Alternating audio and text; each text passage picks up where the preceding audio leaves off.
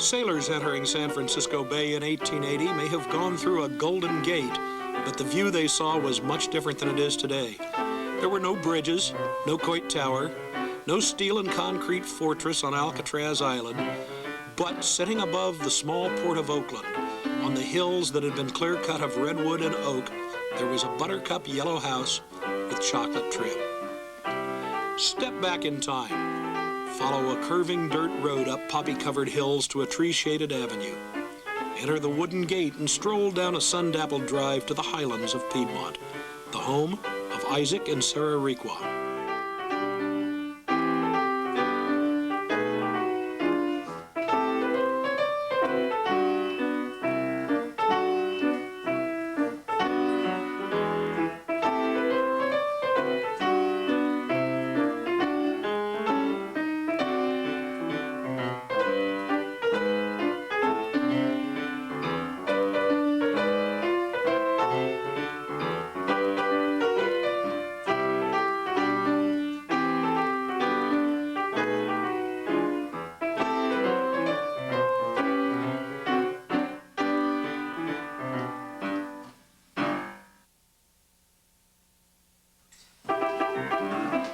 The Requa's story begins in a time when there was a mad rush from every corner of the United States to the banks of the Sacramento. Isaac was just 21 years old in 1849 when he and his cousin Alfred left Tarrytown, New York for the California gold fields. He was 6 feet 2 and 240 pounds, a shy, serious young man with a commanding presence and absolutely no talent for grub staking. For 5 years he struggled, almost penniless, until 1856 he and his partners engineered the diversion of the South Fork of the American River. In the rocky river bed, the big crevasse was laid bare, and the partners made thousands of dollars in gold each hour and more than $1 million in just 2 weeks. At the same time that Isaac struggled with the mother lode, a young woman from Sangerville, Maine, was sailing alone around Cape Horn. Her name was Sarah Mower. She was coming to join her widowed mother, Mary, and begin a new life in the boom town of San Francisco. Many years later, she described the voyage to a local reporter. We were 5 months on the trip. On the ship was a mother with 2 young children. The ship was baffled by headwinds all up the west coast of South America. Food was short. Sometimes porpoises would land on the deck. Then we would fry donuts in their fat. It was a treat then, but I have never been very fond of donuts ever since, for some reason or another. Somewhere off the coast of Chile, the mother of 2 young children died. I was only a child, but the responsibility to care for them devolved upon me. The ship put in at St. Catherine's Island. I went ashore and made the funeral arrangements for the dead woman, who had been like a mother to me on the long voyage. After that, it was my turn to be mother to her 2 children. Sometimes, even yet, I am awakened by dreams that the children who were placed in my care so many years ago have been washed overboard by some big wave. When we arrived in San Francisco, which was a little hamlet around the old mission and the Spanish Presidio, the father of the 2 tots I had cared for was at the dock, awaiting his wife and children. I had to tell him that his wife had not finished the voyage. The last I saw of my 2 little wards was when they were each held in their father's arms, and each of them was wiping away the tears from their father's face. Sarah, her mother Mary, and her sister earned their living by cooking and doing laundry for the would-be miners.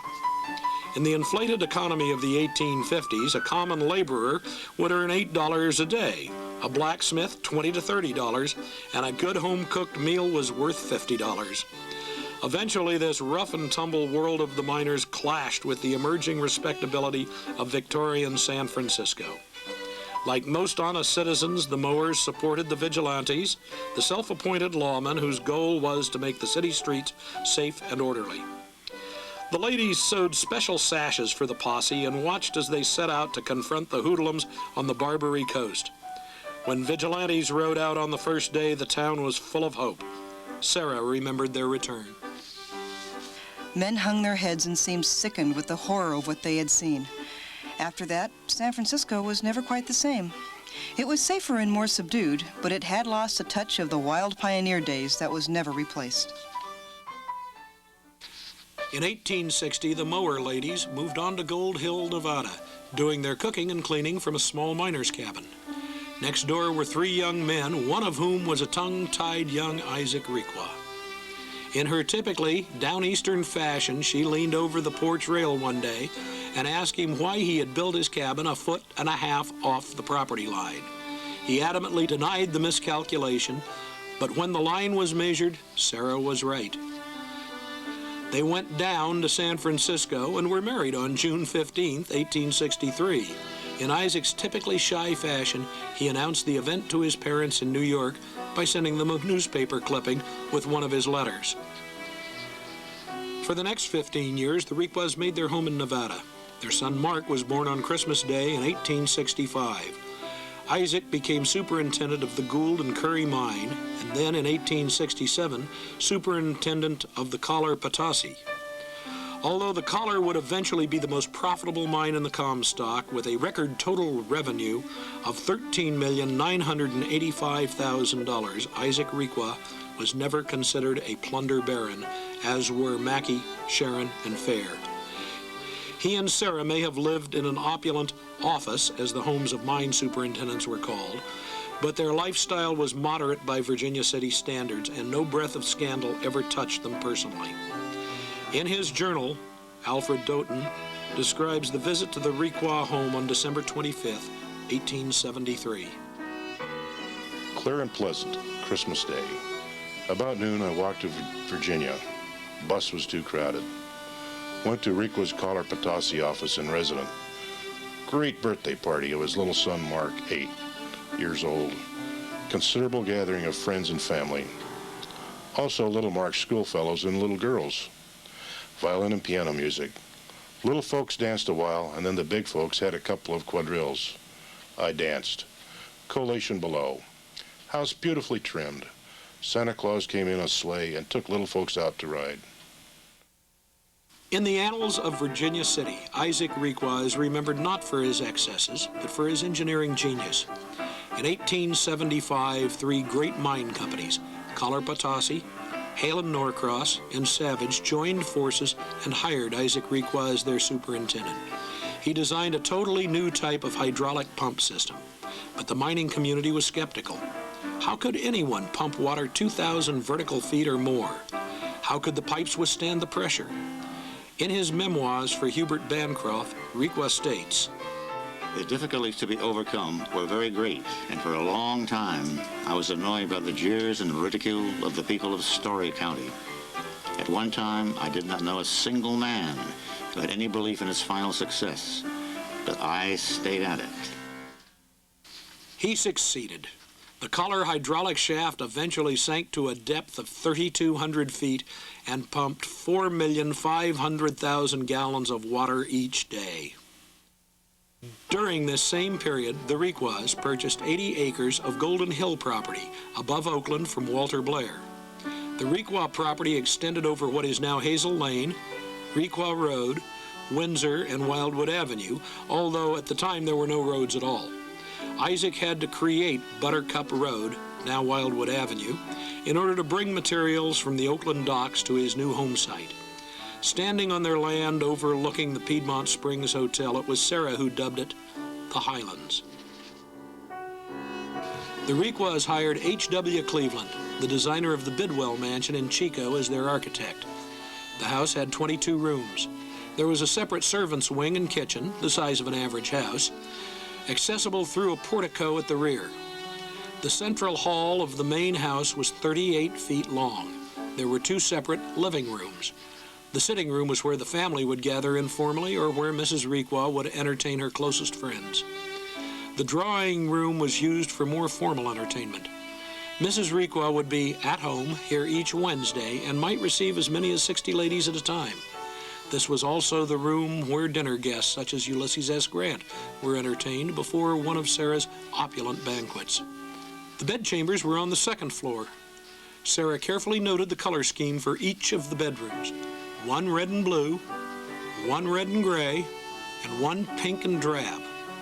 One hopes that this was a shade of green, as in olive drab. One bedchamber was simply left uncertain, perhaps because Sarah had more pressing matters to attend to. While Isaac divided his time between their lodgings at the Palace Hotel in San Francisco and the Nevada mines, Sarah was finishing a project of her own. Amy, the Requa's second child, was born in 1876. She was named in honor of Isaac's great-grandmother, Amy Dean Requa, the first Requa bride in America. But the house wasn't ready for the new baby, so Sarah, Amy, and Molly, the baby's Irish nurse, lived on at the palace, taking the baby for daily rides through the streets of San Francisco. The family Bible notes that they moved into the Highlands in 1878, but it was the winter of 1882 before Sarah could write to Isaac. Mr. Higgins is putting the cornice on the new house. After that, the shingles, then it will be all enclosed. The official 1883 map of Piedmont Highlands shows 3 gigantic Victorian houses perched on the same hilltop overlooking the Piedmont Springs Hotel. Dr. August Lillienkrantz had built Friedheim, facing Vernal, now Highland, Avenue, and Lucius Booth had built Hazel Hill behind the Lillienkrantz home and lower on the hillside, a site which would one day become Ransom Bridge's school. Describing Piedmont in those years, Mark Requa remembered, I can remember when cattle and coyotes roamed over what's now the Crocker Tract. Seaview Avenue was then just the crest of a ridge from which grazing and wheat lands stretched off in every direction. The addition of 1 new residence a year was considered the height of building activity. what an addition the Highlands was. There were vegetable gardens, orchards, a berry patch, poultry barns, and a dairy herd. Mrs. Requa personally supervised the planting of formal gardens, although she refused to have a fish pond, which she thought unhealthy because of the stagnant water. Eventually, the family even turned the construction manager's office into a tiny schoolhouse for the children. It took 14 full-time staff to run the estate. For years, the Requas had the only gas lighting and telephone in Piedmont, a source of great pride for Isaac. The only thing which interfered with his enjoyment of this new technology was the occasional storm which caused the wires to go down over Lake Merritt and required a repair crew and a rowboat to come to the rescue. Eventually, the phone became a party line shared with Piedmont Springs Clubhouse, much to the delight of the Requa children. Although delighted with their new home, Isaac considered leaving Piedmont in 1882 when the Republican Party of Nevada asked him to run for governor. He had been a staunch supporter of the Union during the Civil War and had already served in the Nevada Territorial Legislature. Writing to Isaac about his decision to run, Sarah said, "About running for governor, I am sure you would have been elected, but oh, how worried and tired you would be just about now. I think you more honored in being able to decline the nomination than you would have been in winning the election as governor. As for that other matter, I have been sleeping with a better man than any governor for the last 20 years. Don't give yourself any uneasiness, but that I am perfectly satisfied." Sarah may have been perfectly satisfied with Isaac's decision, but she was far from sanguine about her teenage son's escapades. When Mark set out at 17 for a camping trip, his mother had more to worry about than the weather. She wrote to Isaac on November 8, 1882, "I have just returned from 16th Street where I left Mark. He was in high glee to think he was going. He took his 2 guns and a big knife and lots of ammunition. It has been raining out here this morning. I think it's going to clear off. It begins to look pleasant out. I wish you would write to Mr. Vail to have an eye to Mark. He thinks of camping out. I don't think it will do this time of year. There are too many cowboys and Indians, besides the weather." Pictures of Mark before 1900 show a lean young athlete posing with his friends at the Virginia City Archery Club, or as a mustachioed young man in cowboy hat and duster. He was a child of the Nevada frontier, but would be a man of the 20th century. In contrast to the men of the family, Sarah and Amy lived primarily in Piedmont during these years, traveling only occasionally to stay with Isaac at the mine office. Modern parents whose jobs require them to travel may empathize with Sarah's letter to Isaac in July of 1884 about their daughter Amy's birthday party. "If I do say it, it was really artistically done. The only drawback was not having you here. I told our friends you were not there when she was born, and I did not see why I should expect you here on her birthday. Nevertheless, I was very sorry that you could not be here." To while away the time, Sarah pursued the world of haute couture with a vengeance. Her granddaughter would later write that her passion for possessions had become an obsession. Sarah ordered lace shawls, fans, and parasols by the dozens. She paid dearly for embellishments, such as the passementerie of her maroon velvet surcoat, the sleeves of which are tiny dyed wooden beads covered with embroidery. She became an expert on fine fabrics and had bolts of silk ordered directly from the mills in Lyon, France. The fabrics were often made based on a flower or other design that had caught Sarah's eye, as in the case of the regal ivory gown with the front panel of purple pansies, her favorite flower. In 1888, Isaac Requa left the Nevada mines and became a permanent resident in Piedmont. Although almost 60 when he retired to the Highlands, Isaac continued to live an active life. He became the president of the Central Pacific Railroad upon the death of Leland Stanford and was president of the Oakland Bank of Savings. Although they traveled across the bay often to visit friends from their mining days or for special occasions, such as William Sharon's birthday dinner at the palace, Isaac and Sarah also pursued simple interests. Isaac was curious about water witching. He had used the method to find the well for the Highlands and believed there might be some scientific basis for its success. He kept a daily record of the weather, had a rain gauge anchored to the lawn outside the billiard room windows, and a recording barometer beside the Pote Corsair. Just as they had in Virginia City, the Requas centered their life around the family, and their children were urged to build houses nearby when they married. Mark was almost 30 years old when he went for an evening's entertainment at the home of a friend. Arriving somewhat late, he saw a dark-haired young woman seated at the piano and was enthralled. When she finished, he applauded so vigorously and loudly that it embarrassed her. Her name was Florence Herrick, and they were married on October 2nd, 1895. A year later, Mark and Florence had a daughter whom they named Amy, and she was soon joined by her brother Lawrence. Their last child, Alice, had been born by the time Mark and Florence built their own home on a promontory overlooking the San Francisco Bay. According to city records, Greystone at 321 Mountain Avenue was built for $25,000 and was completed in 1910. With the beginning of a new century, it became clear that Mark Requa had inherited not only his father's interest and ability in mining, but Isaac's love of politics as well. During the latter part of his life, Mark would become the owner of the Nevada Consolidated Copper Mine, build the Northern Nevada Railroad, become the friend and confidant of Presidents Coolidge and Hoover, direct the U.S. Fuel Administration, and write 3 books.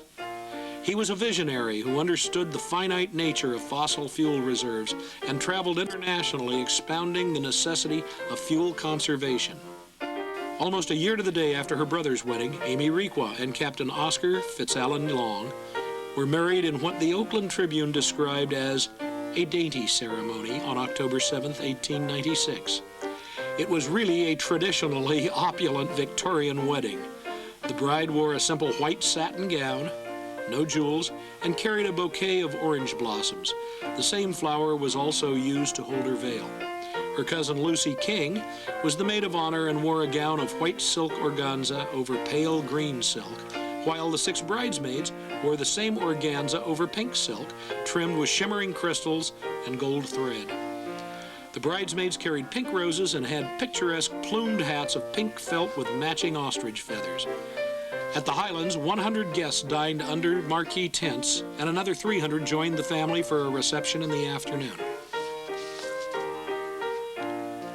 After years of travel, General and Mrs. Long returned to Piedmont and built a large brick home, The Elms, on the lower portion of the Requa estate. According to the 1926 tax assessor's report, The Elms was built in 1907 and had several later additions and remodelings, all probably done by Julia Morgan. General Long went into business, founding the California Wire Cloth Company on a 1.5-acre site in downtown Oakland. For decades, the company had a monopoly on wire cloth production on the West Coast, employing hundreds in the manufacture of wire, window and door screens, mining wire, poultry wire, netting, nails, bale ties, and many other items.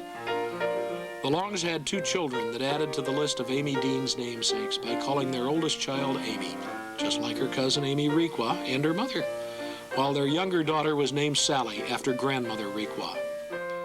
A family portrait taken in 1900 shows the Requa family, clockwise from upper left, Amy Requa Long holding daughter Sally, Oscar Long, Isaac Requa, Sarah Requa, Mark Requa, Florence Requa, Lawrence Requa, Amy Requa, and Amy Long. Writing to his dear pets, Sarah and Amy, in June of 1893, Isaac had described his feelings about the Highlands. When I look around this place and contemplate its loveliness and inhale the perfume from shrub and blossom, I feel that I'm guilty of sacrilege in leaving it to go to that terrible climate of Chicago. Methinks I hear Mama exclaim, "Oh, you fossil, who wants to stay home always?" I answer, I do. That is when Chicago is to be the resting place instead of this earthly heaven, Highlands. Isaac Requa died at his earthly heaven, the Highlands, on March 28, 1905. He was 76 years old. After Isaac's death, Sarah changed her bright-colored gowns for black ones. She lived on at the Highlands, looking after Isaac's weather equipment, never allowing any of the furniture they had chosen together to be rearranged. She did, however, travel with her children and grandchildren. Amy Herrick Requa provided a glimpse of one such adventure with Grandma. The high-rumped tonneau was carefully dusted and we set off. En route, the motor caravan stopped overnight at Del Monte and Paso Robles to break the trip. Once or twice we were sure to break down and the whole entourage would come to a halt, while either father, the chauffeur, or both crawled into the dust under the car. Grandma took a nap. Still bolt upright, she merely sank her chin forward on her chest and closed her eyes. Sometime during the trip, she was sure to call someone a stupid owl, and we arrived at the end of our 3 days' jaunt all worn, except Grandma. The next day, when the salt air had restored everyone to good humor, Grandma could hardly wait to get to the beach. When at last she emerged from the bathhouse, the effect was imposing. Her knee-length, long-sleeved black taffeta bathing suit, standing out stiffly from black taffeta bloomers and Jaeger woolen tights, gave Grandma considerable body, and on her head was a most majestic turban. Her advance to the ocean was stately.